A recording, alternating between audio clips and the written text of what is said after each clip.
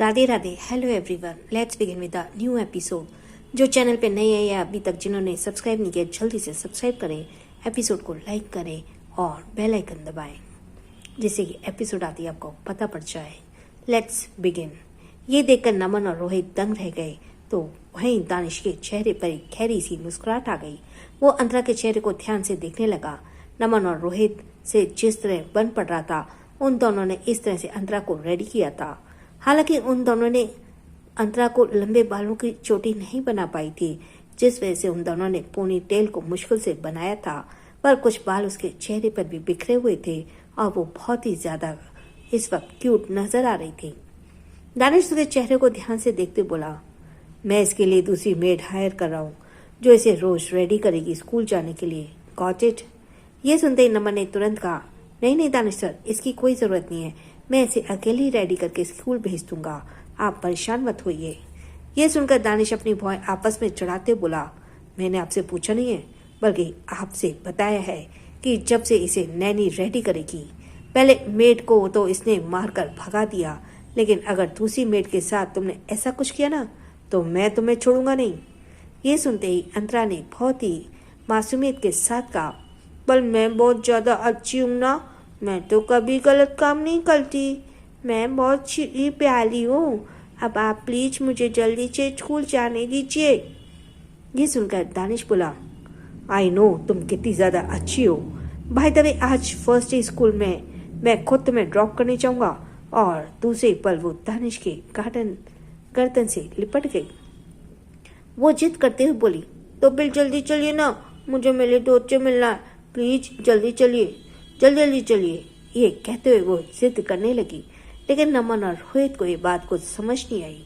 नमन ने धीरे से कहा, लेकिन बॉस, आज तो आपको विशाल सर से मिलने के लिए जाना था, ध्रुव सर भी कॉटेज में आ रहे हैं, मुझे नहीं लगता कि आपको इतनी इम्पोर्टेंट मीटिंग छोड़कर अंतरा को स्कूल ड्रॉप करने जाना चाहिए, आप मेरे साथ विशाल सर के मिलने चलिए, रोहित इसे स्कूल ड्रॉप कर देगा।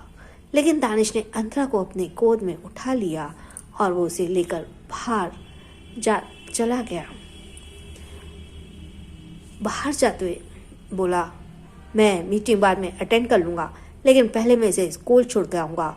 अगर डैड का कॉल आए तो उनसे कह दीजिएगा कि मैं इम्पोर्टेंट काम में बिजी था, इसलिए नहीं आ पाया। ये सुनकर नमन और रोहित अभी कुछ रिएक्ट कर पाते, उसे पहले ही दानिश अंतरा को लेकर वहां से निकल गया। रोहित और नमन ये सब कुछ बस देखते रह गए।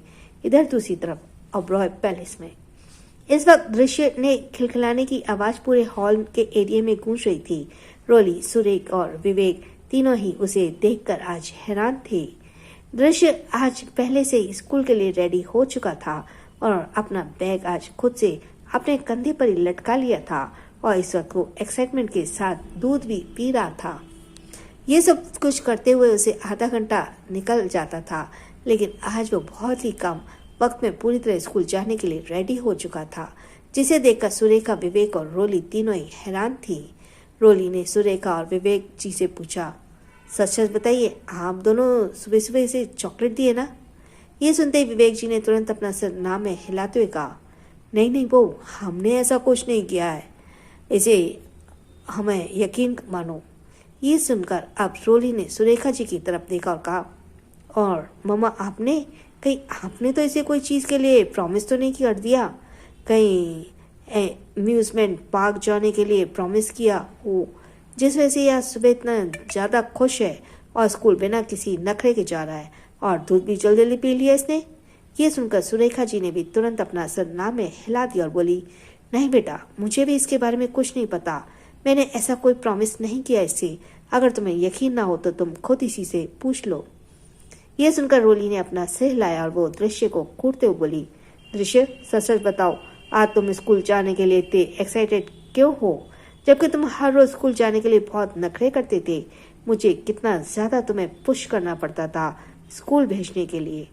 ये सुनते ही दृश्य की आंखों में चमक आ गई और उसने खुशी के साथ कहा, मुझे स्कूल जाना अच्छे से बहुत पसंद है, अब से मैं स्कूल जाऊंगा डेली, और डोंट वरी, अब से दृश्य आप सबको परेशान नहीं करेगा। ये कहते हुए वो टिमटिमाती आंखों से सभी को देखने लगा। वही उसकी ये बात सुनकर रोली अपनी आंखें हैरानी से बड़ी करते बोली, आखिर आपको क्या हुआ है? कहीं आपने कुछ उल्टा सीधा तो नहीं खा लिया ना? कहीं आपकी तबीयत तो नहीं खराब है? ये कहकर वो उसके माथे को छूने लगी। दृश्य ने मुंह बनाकर कहा, मम्मा मैंने कहा ना मुझे कुछ नहीं हुआ, मैं बिल्कुल ठीक हूँ और आप जल्दी चलिए, मुझे स्कूल ड्रॉप कर दीजिए। अगर मैं लेट हुआ तो मैं आपसे नाराज हो जाऊंगा। ये सुनकर अब सुरेखा जी ने कहा, बहू अगर वो खुश है तो तुम्हें क्या प्रॉब्लम है? जाओ जाकर इसे स्कूल ड्रॉप कर दो। तुम्हें पता है वो तुम्हारे बिना स्कूल नहीं जाता, इसलिए जल्दी जाओ। ये सुनकर रोली ने फिर अपना सिर हिला दिया। दृश्य ने आज तक रिकॉर्ड बनाया था, वो हर रोज सिर्फ रोली के साथ ही स्कूल जाता था और रोली ही उसे वापस लेने के लिए आती थी। रोली ने फिर से उसे अपनी गोद में उठा लिया और नौकरों के साथ वो बाहर निकल गई। Royal international school. इस वक्त उस स्कूल के अंदर बहुत सारे बच्चे और पेरेंट्स के साथ जा रहे थे। नया एडमिशन सभी का हुआ था, जिस वजह से वहाँ काफ़ी ज़्यादा चहल पहल और भीड़ थी। और फिर तभी वहाँ पर एक मर्सिडीज बेंच आकर रुकी। मर्सिडीज बेंच रुकते ही सभी उसे देखने लगे। इस वक्त सभी की आंखें बड़ी थी क्योंकि वो मर्सिडीज बेंच काफ़ी ज़्यादा एक्सपेंसिव और न्यू एडिशन की दिख रही थी। और फिर तभी गार्ड्स बाहर निकले और उन्होंने कार का दरवाज़ा खोला। अंदर इस वक्त अंतरा मुंह फुलाकर दानिश की गोद में बैठी हुई थी और वो दानिश को ही गुस्से से घूरे जा रही थी। वहीं दानिश के चेहरे पे एक तिरछी मुस्कुराहट थी और वो उसकी छोटी सी नाक को खींचते बोला, माय एंग्री बर्ड, क्या अब तुम स्कूल जाना पसंद करोगी या फिर मैं तुम्हें वापस घर लेकर जाऊं? ये सुनते ही अंतरा ने तुरंत अपना सर ना में हिला दिया और वो गुस्से से बोली, नेक्स्ट टाइम मैं आपसे अपने दोनों डैडी के साथ स्कूल आऊंगी। नेक्स्ट टाइम से आप मुझे बिल्कुल भी ड्रॉप मत करना क्योंकि आपने छाल हिलाते मुझे सीट पर बैठने नहीं दिया। आप मुझे अपनी गोद में लेकर बैठे ले, जिससे मैं बोर हो गई। अब मैं आपके छत कभी नहीं आऊंगी। ये कहकर वो गुस्से से कार से नीचे उतर गई और दौड़ते हुए अंदर जाने लगी। वहीं दानिश ने उसकी ये बात सुनी और उसके चेहरे पे एक हल्की सी स्माइल आ गई। वो अंतरा को जाते हुए देख बोला, why are you so cute my silly girl. फिर तभी फ्रंट सीट पे बैठे असिस्टेंट ने कहा, सर विशाल सर का बहुत बार कॉल आ चुका है, वो शायद गुस्से में भी लग रहे हैं क्योंकि उन्होंने मुझे बहुत बार पूछ लिया है कि आप कहाँ हैं। मैं अभी तक उन्हें कुछ जवाब नहीं दे पाया हूँ। अगर अब आप फ्री हो गए तो हम विशाल सर के पास चले। ये सुनकर दानिश ने अब एक्सप्रेशंस बदल गए। वो कुछ सेकंड तक खामोश रहा, फिर बोला, ऑलराइट चलो। ये सुनते ही असिस्टेंट ने तुरंत अपना सिर लाया और अपने दूसरे पर कार को तेज रफ्तार से आगे बढ़ा दिया। इधर अंतरा अंदर जब पहुंची तो वह ऑलरेडी टीचर खड़े थे जो सभी न्यू स्टूडेंट्स को अपनी क्लास में ले जा रहे थे। अंतरा जब टीचर के सामने आई तो उसने डायरेक्ट टीचर से पूछ लिया, मेरा दोस्त कहाँ है? उसके इस सवाल को सुनकर वहाँ मौजूद सभी बच्चे उसे अजीब नजर से घूरने लगे। वहीं टीचर भी अंतरा को घूरते बोली, ये आप क्या कह रही हो बेटा? आप किस दोस्त के बारे में पूछ रही हो? मैं अभी तो आपका नया एडमिशन हुआ है, इसलिए आपको एक लाइन में खड़े होना चाहिए क्योंकि मैं सभी बच्चों को उनके नाम और रोल नंबर के हिसाब से क्लास में लेकर जा रही हूँ। ये सुनते अंतरा ने मुंह फुलाकर कहा, नहीं पहले ये बताइए कि मेरा दोस्त कहाँ है, मुझे उसके साथ मिलना है, मैं उसके लिए स्कूल आई हूँ। ये सुनकर टीचर को कुछ समझ नहीं आया। हालांकि अंतरा इस वक्त वो छोटा सा बैग टाके और मुंह फुलाए काफी ज्यादा क्यूट लग रही थी, जिस वजह से वो उसे डांट नहीं पाया और बस मुस्कुरा कर बोला, बेटा आपके दोस्त का क्या नाम है? आप मुझे उनका नाम बताओ जिसे मैं उसे आपके लिए ढूंढ सकूं। ये सुनते ही अंतरा तुरंत एक्साइटमेंट के साथ आवाज से बोली, उसका नाम। लेकिन अचानक से ये कहते कहते वो रुक गई और फिर से बोली, उसका नाम है। लेकिन ये कहते कहते वो फिर से रुक गई। उसे कुछ समझ नहीं आया। उसने अपना सिर खुजाते हुए कहा, मेरी दोस्त का नाम क्या है? क्या मैं फिर चर्च का नाम भूल गई? ये सुनकर अब सभी बच्चे उस पर जोर जोर से हंसने लगे। वहीं टीचर को भी उसकी मासूमियत पे हंसी आ गई। लेकिन सबको इस तरह खुद पर हंसते देख अंतरा गुस्से से बोली, मुझ पर हंसना बंद करो वरना हर एक को मैं पंच कर दूंगी। ये कहकर उसने अपनी छोटी सी मुट्ठी को बंद किया और सभी की तरफ दिखाकर उसे डराने लगी। स्टूडेंट्स जितने भी उसके क्लास के थे वो सभी ये देखकर डर गए और उन्होंने अब हंसना बंद कर दिया। वहीं टीचर ये देखकर तो अंतरा को पकड़ते हुए बोले, बेटा ये आप क्या कह रही हो? आज आपका फर्स्ट डे है, आपको सबसे लड़ाई करने की जरूरत नहीं है। और अगर आपको आपके दोस्त का नाम नहीं पता तो कोई बात नहीं, अभी कुछ स्टूडेंट्स और आएंगे, उनके बाद ही हम उन्हें क्लास में लेकर जाएंगे। आप इंतजार करो, क्या पता आपका दोस्त यहाँ पर आ जाए। ये सुनती अंतरा की आंखें में चमक आ गई। उसने तुरंत कहा, आपने ठीक कहा, मैं यहीं पर अपने दोस्त का इंतजार करूंगी और फिर उसके नाम पूछकर मैं आपको उसका नाम बता दूंगी। टीचर उसके सर पर हाथ फेरते हुए मुस्कुरा दिया और तभी कुछ देर बाद ही वहां पर एक और मर्सिडीज रुकी। मर्सिडीज रुकते ही फिर सब उसी तरफ देखने लगे, लेकिन इधर अंतरा कुछ स्टूडेंट्स से घेर कर खड़ी थी और उन्हें अपने दबंग स्टाइल से डराने की कोशिश कर रही थी। वहीं वो सारे छोटे छोटे बच्चे उसे डर भी रहे थे।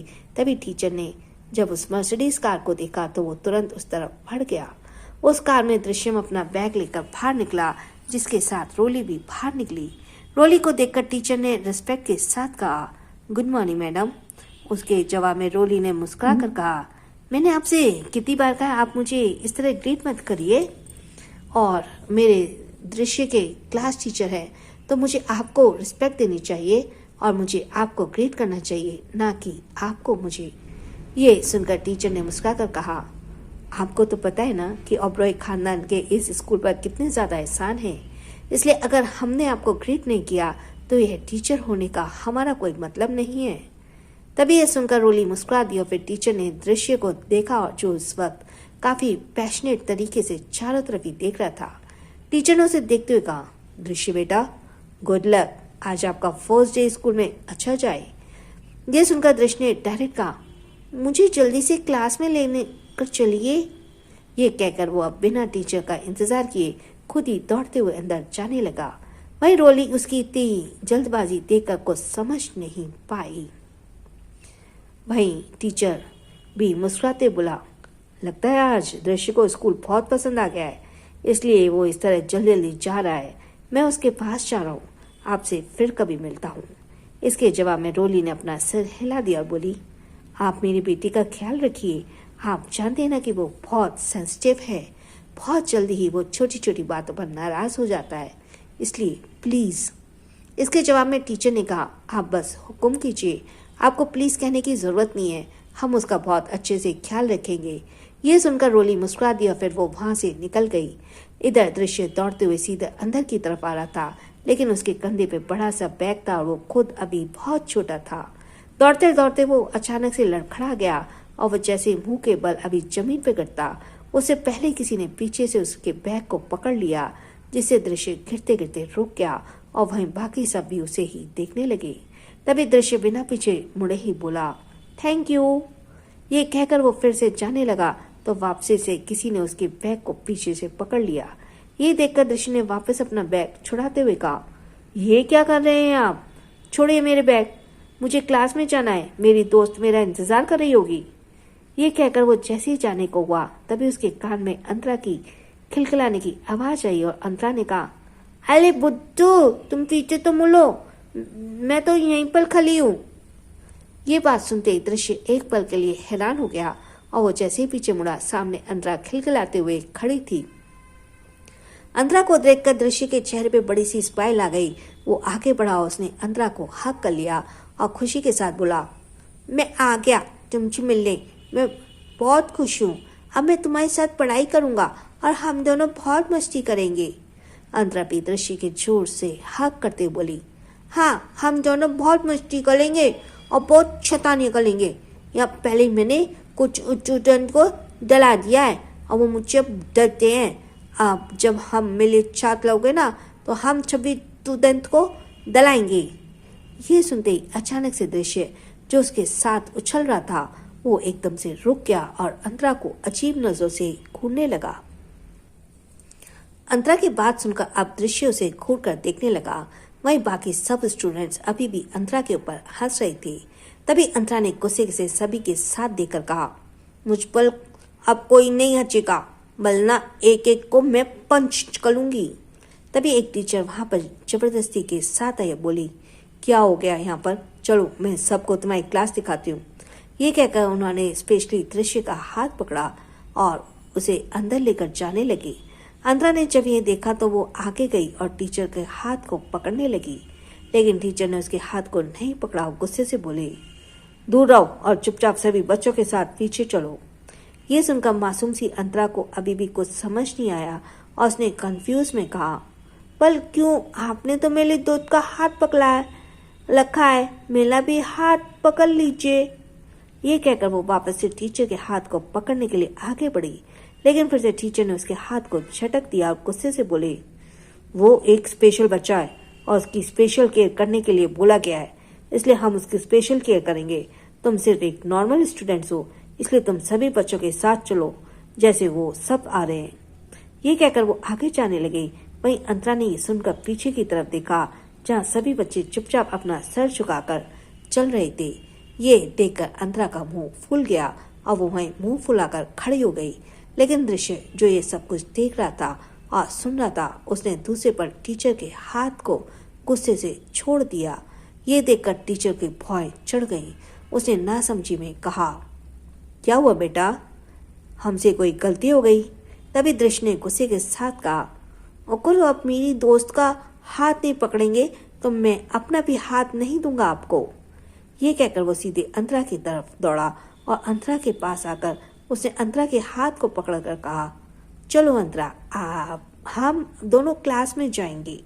जैसे ही उसने दृश्य को अपने पास देखा, उसके चेहरे पे एक बड़ी सी स्माइल आ गई। उसने तुरंत अपना सिर हिला दिया और वो दोनों हंसते हुए एक साथ खुद क्लास की तरफ बढ़ गए। वहीं टीचर ये सब कुछ बस खामोशी से साथ देख रहे थे। कुछ देर में वो सभी क्लास में थे। क्लास में आते अंतरा ने चारों तरफ अपनी नजर घुमाई और अपनी नजर सबसे लास्ट बेंच पर गई। लास्ट बेंच पर देखते ही वो सीधे उस तरफ जाने लगी तो पीछे से उसके बैग को पकड़कर खींचते हुए दृश्य ने कहा, तुम वहां कहाँ जा रही हो? मेरे साथ फर्स्ट बेंच पर चलो। फर्स्ट बेंच का नाम सुनकर अंतरा जबरदस्ती अपने छोटे छोटे दांत दिखाकर बोली, वो फर्स्ट बेंच पर बैठने से मुझे नींद आ जाती है। ये सुनते ही दृश्य की आंखें बड़ी हो गई। वो अंतरा को घूरते बोला, व्हाट, ये तुम क्या कह रही हो? इसके जवाब में अंतरा ने अपना सिर हिला दिया और बोली, हाँ, फर्स्ट बेंच पर मैं इसलिए नहीं बैठती क्योंकि मुझे नींद आ जाती है, इसलिए तुम मेरे साथ लास्ट बेंच पर चलो, वहाँ हम मस्ती भी करेंगे और टीचर हमें देख भी नहीं पाएगी। दृश्य ने जब यह सुना तो उसे समझ आ गया। वो अंतरा से सिर पर हल्के से मारते बोला, तुम कितनी ज्यादा इज्जत हो, तुम पढ़ाई से इतना क्यों डरती हो? मेरे साथ फर्स्ट बेंच पर बैठो, टीचर तुम्हें कुछ नहीं कहेंगे और फर्स्ट बेंच पर बैठने से हमें अच्छे से सब कुछ समझ आएगा और टीचर हम पर ध्यान भी देंगे। ये कहकर वो उसे जबरदस्ती सीधे फर्स्ट बेंच पर लेकर आ गया। अंतरा का मुंह फूल चुका था। उसे बिल्कुल भी अच्छा नहीं लग रहा था फर्स्ट बेंच पर बैठने से। वो जब पहले दूसरे स्कूल में जाती थी तभी वो हमेशा लास्ट बेंच पर ही बैठती थी, लेकिन अब जिस तरह दृश्य उसे लेकर फर्स्ट बेंच पर बैठ चुका था, वो बस मुंह फुलाकर उसे ही घूर रही थी। तभी दृश्य ने उसके बैग को बेंच पर रख दिया और खुद की उसकी बुक्स निकालते हुए बोला, अब कब तक तुम इस तरह गुस्सा रहोगी? चलो ना, हम पढ़ाई करते हैं। ये सुनकर अंतरा ने चिढ़कर अपने बैग को उसे छीन लिया और बोली, तुम मेरे लिए हेल्प मत करो, मैं कुछ अपनी बुक से निकालूंगी। ये सुनकर दृश्य ने उसे देखकर हल्के से हंस दिया, बोला, तुम बहुत ज्यादा गुस्सा करती हो। ये सुनकर अंतरा उसे अपनी छोटी आंखों से घूरते हुए लगी और दृश्य ने जल्दी से अपना सिर हिलाते हुए कहा, सॉरी, तुम बिल्कुल भी गुस्सा नहीं करती। ये कहकर वो अपने बैग से बुक निकालने लगा और अंतरा भी फिर अपनी बुक निकालने लगी। कुछ ही देर में वहां पर टीचर आए। टीचर के आने के बाद उनकी क्लास शुरू हो गई।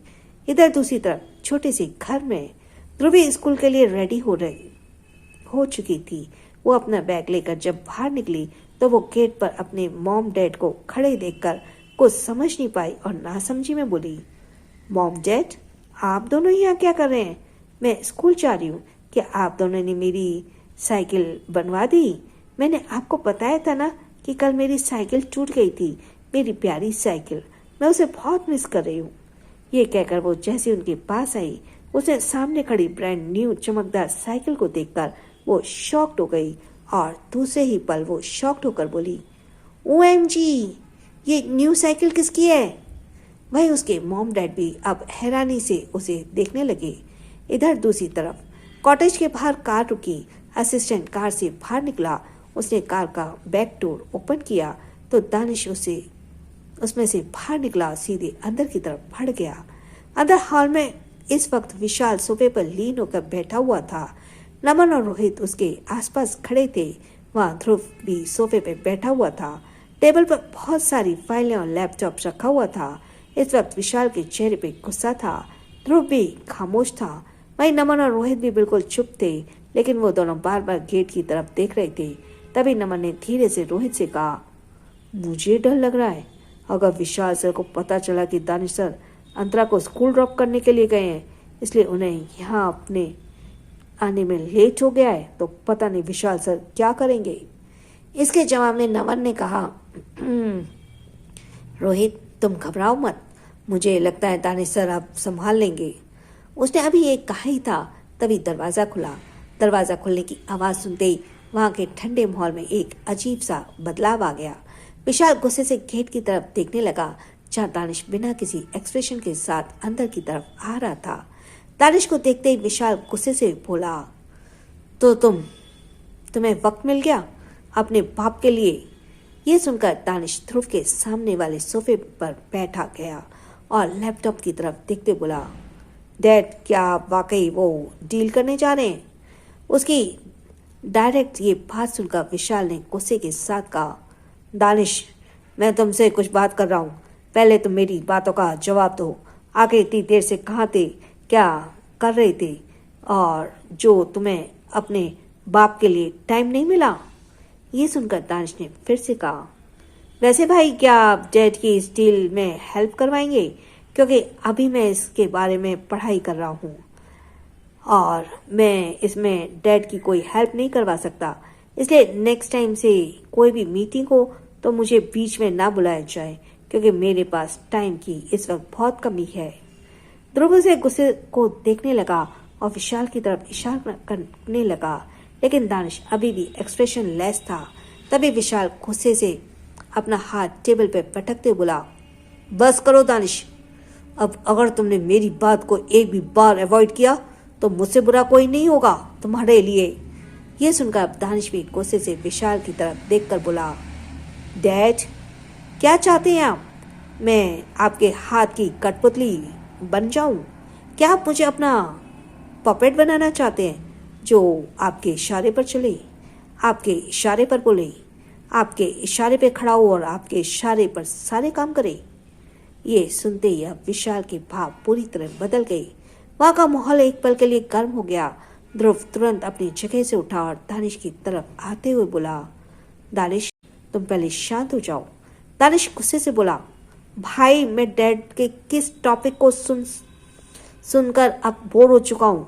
ये हमें क्या समझाते हैं? ये जो कुछ भी कहेंगे हम वो करेंगे। तभी विशाल ने गुस्से के साथ कहा, बेटे हो तुम मेरे, और अगर तुम अपने बाप के साथ नहीं दोगे तो किस बात के लिए तुम मेरे बेटे हो? ये सुनकर दानिश अब सरकास्टिक होकर बोला, डैड जहाँ तक मुझे पता है जब से मैं समझदार हुआ हूँ, फिर चाहे कितना भी, तब से मैं आपकी सारी बातें सुन रहा हूँ, सारी बातें मान रहा हूँ, पर अब मुझे कुछ फ्रीडम चाहिए।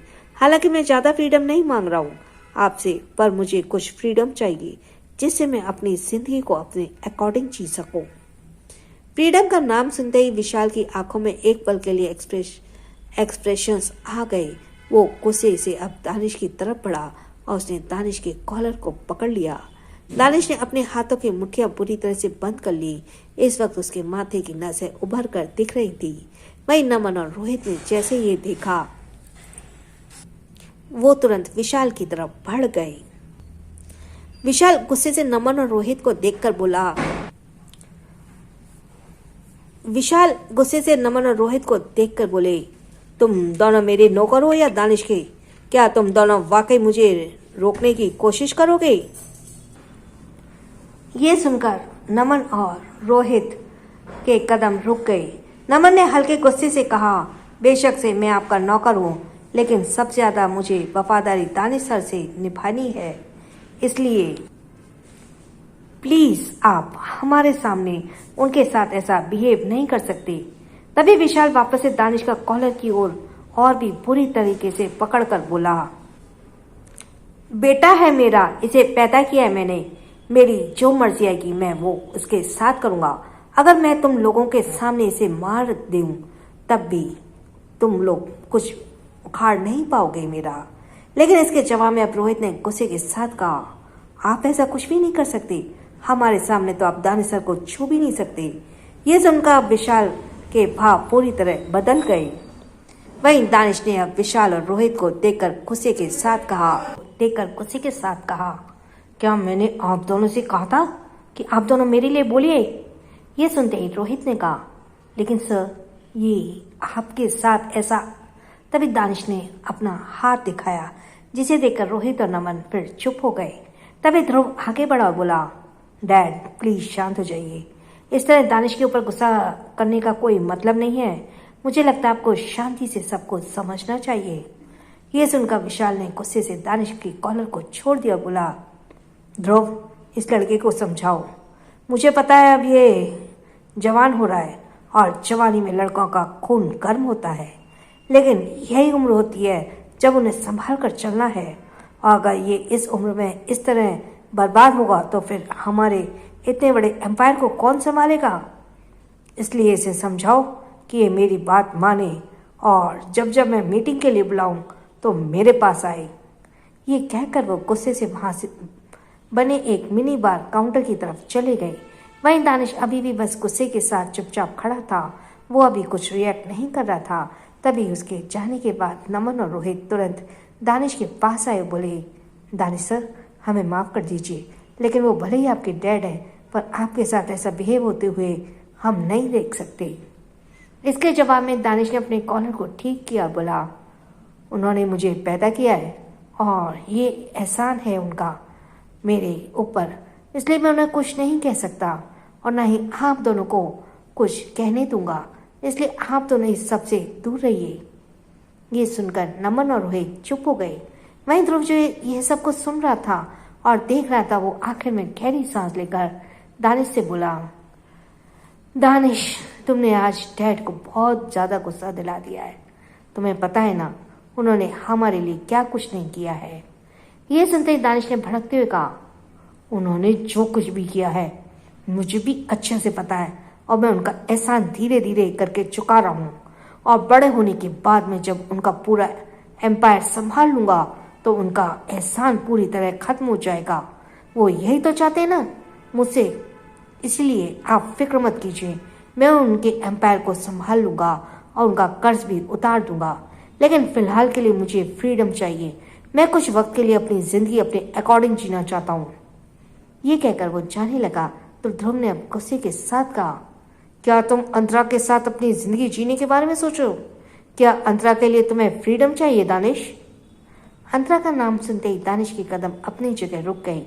वहीं नमन और रोहित भी हैरान होकर दानिश को देखने लगे।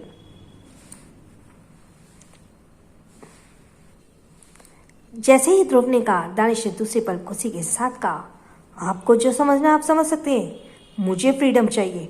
आप उस लड़के के लिए समझ रहे हैं तो या किसी और के लिए? ये कहते हुए वहां से बाहर निकल गया तो वहीं ध्रुव और नमन रोहित उसकी बात सुनते ही रह गए। उनके जाने के बाद ध्रुव रोहित और नमन की तरफ मुड़ते हुए बोला, क्या आप दोनों ने उसे लड़की को अडॉप्ट कर लिया? ये सुनते ही नमन ने कहा, हमने उसे अडॉप्ट कर लिया है और ये प्रोसीजर हमने भी अभी किया है। ये सुनकर ध्रुव ने दांत पीसते कहा, लेकिन आप दोनों ने अंतरा को फ्यूचर पूरी तरह बर्बाद कर दिया है। ये सुनकर नमन और रोहित को कुछ समझ नहीं आया। रोहित ने ना समझी में कहा, लेकिन ध्रुव सर जहाँ तक हमें पता है हमने तो अंतरा को कोई नई जिंदगी दी है, वो जिंदगी जिसमें वो खुश रह सके। ये सुनकर ध्रुव ने गुस्से के साथ कहा, मेरा भाई पागल है, आई नो मुझे ये बात नहीं करनी चाहिए, लेकिन अगर वो किसी चीज़ को पागलपन कर लेता है तो वो या तो उसे हासिल करता है या फिर उसे बर्बाद करके रख देता है, और उसकी आंखों में मुझे अंतरा के लिए सिर्फ और सिर्फ एक पागलपन और बर्बादी दिखाई दे रही है। अभी वो छोटी है, इसलिए आप सबको ऐसा लग रहा है कि वो उसकी केयर कर रहा है, और आगे चलकर उसका ध्यान रखेगा। लेकिन जैसे जैसे वो बड़ी होगी, दानिश की नज़रों में उसके लिए पागलपन बढ़ता जाएगा और फिर आप दोनों को भी संभालना मुश्किल हो जाएगा। जैसे ही ध्रुव ने यही कहा, रोहित और नमन के भाव बदल गए। रोहित और नमन ने तुरंत घबराते हुए एक दूसरे को देखा। फिर तभी नमन ने कहा, नहीं नहीं, ऐसा नहीं हो सकता। दानिश सर अंतरा के साथ ऐसा नहीं कर सकते। वो उसका बहुत ध्यान रखते हैं। यहाँ तक कि वो आज खुद उसे स्कूल ड्रॉप करने गए थे, इसलिए वो यहाँ मीटिंग के लिए नहीं आ पाई। ये सुनकर ध्रुव ने सरकास्टिक होकर कहा, जो इंसान अपनी इतनी इम्पोर्टेंट मीटिंग को सिर्फ एक लड़की के लिए पोस्टपोन कर सकता है, सोचो आगे चलकर उसके लिए क्या क्या करेगा। देखो, मैं बस इतना चाहता हूँ कि इसमें किसी की खराबी ना हो, खासकर अंतरा की, क्योंकि दानिश के पास सब कुछ है, लेकिन अंतरा अभी बहुत इमेच्योर है। उसके पास तो अभी इतना दिमाग भी नहीं है। इसलिए मैं बस इतना ही कहूँगा कि अगर आप दोनों ने उसे अडॉप्ट कर लिया है तो ज़्यादा से ज़्यादा आप दोनों उसे अपने तक ही रखिए। मेरे भाई से उस लड़की को दूर रखिए। इसी में आपकी और अंतरा की भलाई है। इसी के साथ वो वहाँ से बाहर निकल गया। तो वहीं अब रोहित और नमन ये सब सुनकर काफ़ी ज़्यादा घबरा गए थे।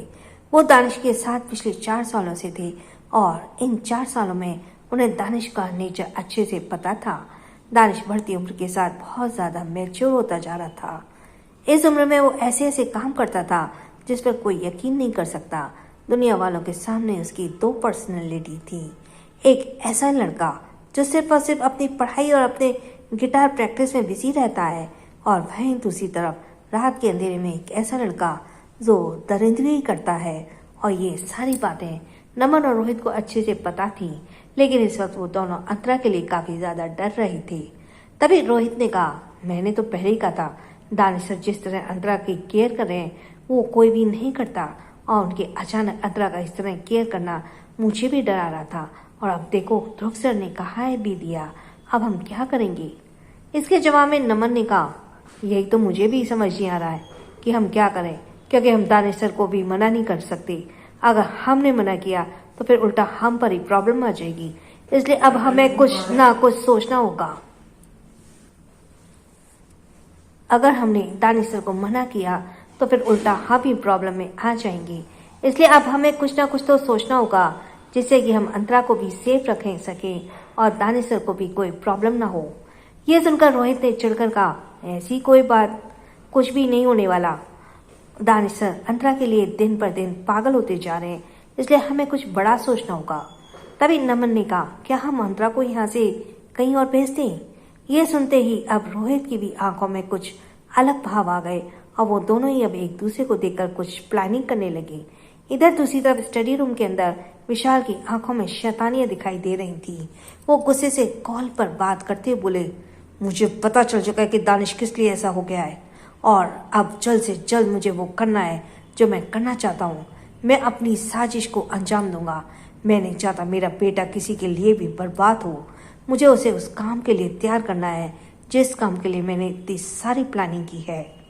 उधर से आवाज़ आई, तो हम क्या करें, हमारा अगला कदम क्या होना चाहिए।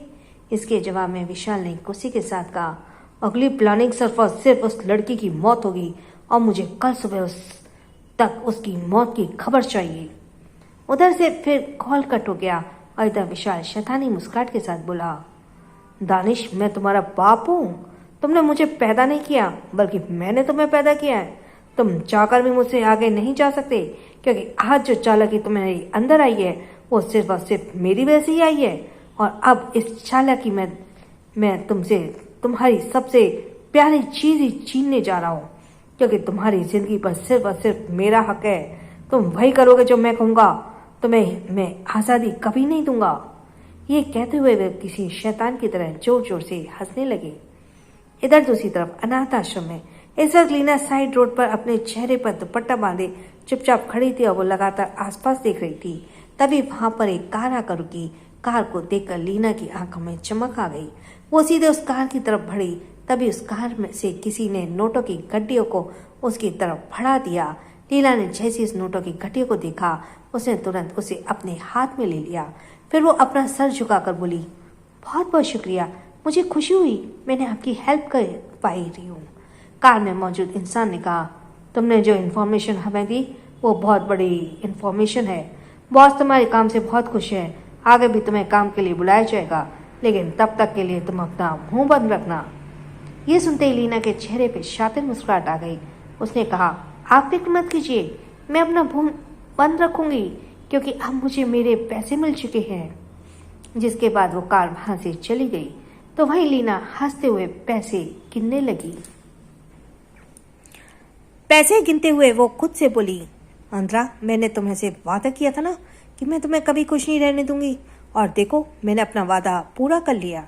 बहुत जल्द तुम इस दुनिया से विदा होने वाली हो। मुझे तुम्हारे लिए बहुत बुरा लग रहा है। आखिर तुम इतनी छोटी बच्ची हो, तुमने मेरा कुछ बिगाड़ा नहीं था, लेकिन फिर भी तुम मेरी आंखों में हमेशा चुभती थी।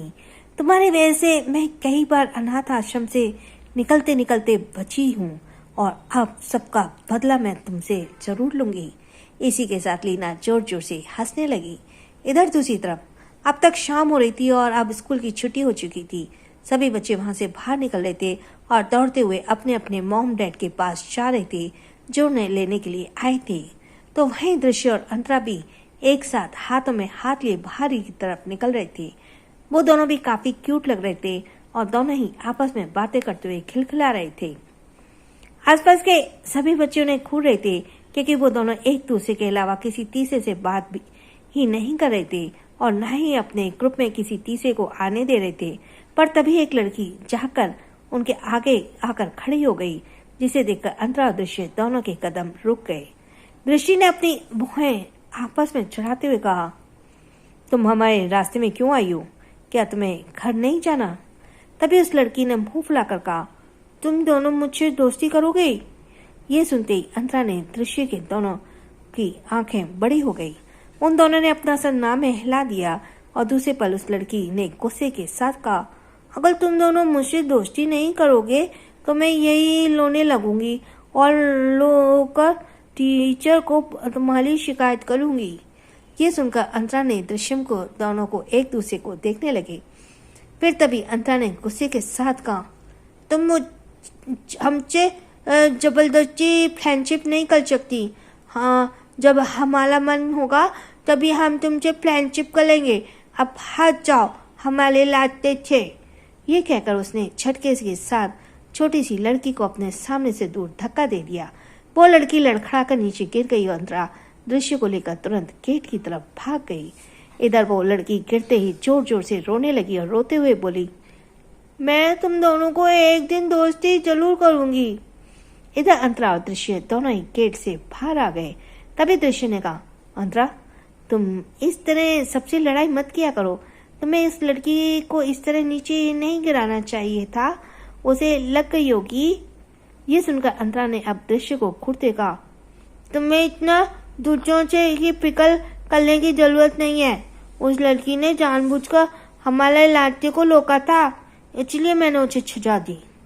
ये सुनते ही दृश्य अपनी आंखें बड़ी करते बोला, क्या तुम भी भाई को तरह पनिशमेंट देने लगी हो?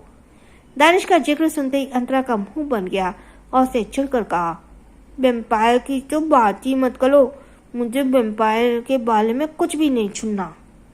यह सुनकर दृश्य ने नासमझी में कहा, लेकिन क्यों? क्या उन्होंने कुछ किया तुम्हारे साथ? क्या उन्होंने तुम्हें वापस से पनिशमेंट दी? ये सुनकर अंतरा ने अपना छोटा सा नाम ऐसे हिला दिया और मुंह फुलाकर बोली, नहीं, उन्होंने मुझे पनिशमेंट तो नहीं दी, लेकिन उन्होंने छाले लाते मुझे अपने गोद में बिठाया, जबकि मुझे छीट पर बैठकर खेलना था और फिर छीट पर उछलना था, लेकिन उन्होंने मुझे उछलने को नहीं दिया, चुपचाप अपने गोद में बिठाया। इसलिए मुझे वो पसंद नहीं और वो बात बात पर सजा देते हैं, इसलिए मुझे वो और भी ज्यादा नहीं पसंद और मैं उनकी बात भी नहीं करूंगी। ये सुनकर अब दृश्य हंसने लगा और हंसते हुए बोला, मेरे भाई ऐसे ही हैं। ये सुनकर अंतरा उसे मुंह फुलाकर घूरने लगी। तभी वहां पर कार आकर रुकी। कार देखकर दृश्य ने अंतरा से कहा, अब मैं जा रहा हूँ, कल फिर से स्कूल में मिलेंगे। ये सुनकर अंतरा ने मायूसी के साथ कहा, मैं तुम्हें मिस करूंगी, काश तुम्हारे साथ तुम्हारे घर चल पाती। ये सुनते दृश्य की आंखें बड़ी के सामने विशाल का गुस्सा भरा चेहरा आने लगा। जिसे सोचते उसने डरते हुए कहा, नहीं नहीं, तुम मेरे साथ घर नहीं चल सकती, पर प्रॉमिस करता हूँ एक दिन तुम्हें मैं अपने साथ अपने घर जरूर लेके जाऊंगा, फिर हम वहाँ खेलेंगे। अभी के लिए मैं जा रहा हूँ, तुम भी घर चली जाना। इसके बाद दृश्य अपनी कार से वहाँ से निकल गया और इधर अंतरा अपने अकेली चुपचाप खड़ी थी और अब वहाँ सभी को आते जाते हुए देख रही थी। तभी उसने मुंह फुलाते हुए कहा, दोनों डैडी तो मुझे लेने ही नहीं आए, क्या मुझे अकेले कल जाना होगा? पर मुझे तो पता ही नहीं है कि गल कहाँ पर है, मैं कुछ लास्ट आई थी। ये कहकर अब वो आसपास रास्ता ढूंढने लगी। रास्ता ढूंढते ढूंढते वो थोड़ी आगे बढ़ी थी कि वहीं उसके जाते ही एक कार आकर रुकी। कार से नमन बाहर निकला। नमन बाहर निकलते ही स्कूल के अंदर बढ़ गया और गेट कीपर से बोला, क्या अंतरा नाम की छोटी बच्ची हमें यहाँ से बाहर निकली थी? मैं उसका डैड हूँ और उसे पिक करने के लिए आया हूँ। ये सुनकर गेट कीपर ने कहा, यहाँ से कई सारे बच्चे निकल रहे हैं और अभी सबके नए एडमिशन है, इसलिए हमें नाम नहीं पता। आप एक बार अंदर चेक कर लीजिए या फिर आसपास देख लीजिए। ये सुनकर नमन ने अपना सर हिला दिया और वो सबसे पहले स्कूल के अंदर चला गया। इधर अंतरा अभी भी रोड की तरफ इधर से उधर जा रही थी, लेकिन तभी अचानक से उसे एक छोटा सा पपी रोड के बीच में दिखा, जिसे देखकर वो तुरंत चहकते हुए उसकी तरफ बढ़ गई। फिर वो क्यूटली उस पप्पी से बोली, हेलो पप्पी, क्या तुम मुझसे दोस्ती करोगे? क्या मैं तुम्हें अपने घर लेकर जाऊं? मेरा घर बहुत बड़ा है, वहाँ मैं मेरे 2 डैडी और एक वैम्पायर के साथ लेती हूँ। ये कहते कहते वो सीधे रोड के बीचों बीच आ गई। जैसे ही उस पप्पी को उठाने के लिए नीचे झुकी, तभी एक जोरों से गुजरती कार ने उसके लगभग कुचल दिया। अंतरा की जोरदार चीख पूरे एरिया में गूंज उठी और नमन जो अभी अभी उस साइड आया था, उसके पैरों तले जमीन खिसक गई और वो जोर जोर से चिल्लाया, अंतरा, तुम ऐसे हमें छोड़कर नहीं जा सकती। इसी के साथ वो वहीं थम से जमीन पर गिर गई। 7 साल बाद। इसके साथ ही थैंक्स फॉर लिसनिंग। छोटों को प्यार, बड़ों को सम्मान। आप लोग, मैं बहुत बोल रही हूँ, प्लीज़ लाइक कीजिए, सब्सक्राइब कीजिए, लेकिन कोई लाइक तो बहुत ही कम लोग करते हैं और जो करते हैं उनके लिए बहुत बहुत थैंक्स। Thanks for listening. छोटों को प्यार, बड़ों को सम्मान। राधे राधे।